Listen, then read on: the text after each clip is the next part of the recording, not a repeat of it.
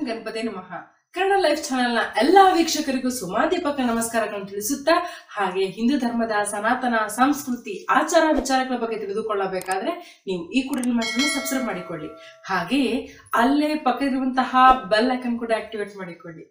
ವೀಕ್ಷಕರೇ, ಈ ಒಂದು 2024ರಲ್ಲಿ ಈ ನಮ್ಮ ದ್ವಾದಶಿ ರಾಶಿ ಫಲಗಳ ಮೇಲೆ ಈ ಶನಿಯ ಗ್ರಹ ಪ್ರಭಾವ ಯಾವ ರೀತಿಯಾಗಿ ಉಂಟಾಗಲಿದೆ, ಹಾಗೆ ಅದರ ಒಂದು ಪ್ರಭಾವದಿಂದ ಆಗಿ ಯಾವ ರೀತಿಯಾದಂತಹ ಪ್ರಯೋಜನವೂ ಕೂಡ ಉಂಟಾಗಲಿದೆ ಎಂಬುದನ್ನು ತಿಳಿಸ್ಕೊಡ್ತಾನೆ.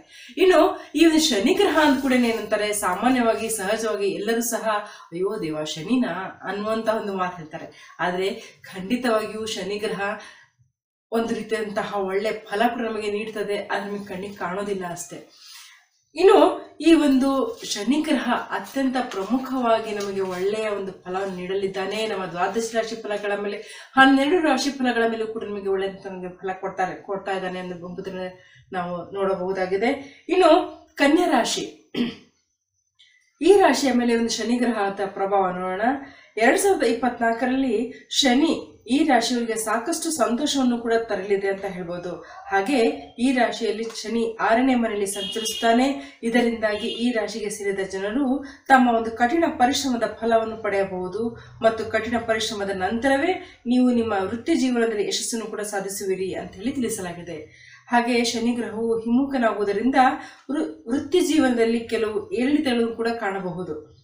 ಆರ್ಥಿಕ ಲಾಭಗಳು ಇರಬಹುದು. ಹಾಗೆ ಶನಿಯು ಉದಯಿಸಿದ ಕೂಡಲೇ ನಿಮ್ಮ ಒಂದು ವೃತ್ತಿಯ ಪ್ರಗತಿಯನ್ನು ಕಾಣುವಿರಿ ಅಂತ ಹೇಳಬಹುದಾಗಿದೆ.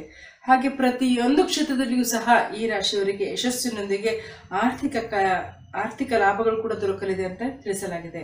ಹಾಗೆ 2024ರ ಮೇ ತಿಂಗಳಿನಲ್ಲಿ ಗುರುವಿನ ಸಂಚಾರದಿಂದಾಗಿ ಈ ಒಂದು ಕನ್ಯಾ ರಾಶಿಯ ಜನರು ಅಪಾರವಾದಂತಹ ಯಶಸ್ಸಿನೊಂದಿಗೆ ಆರ್ಥಿಕ ಪ್ರಯೋಜನ ಕೂಡ ಪಡೆಯುತ್ತಾರೆ.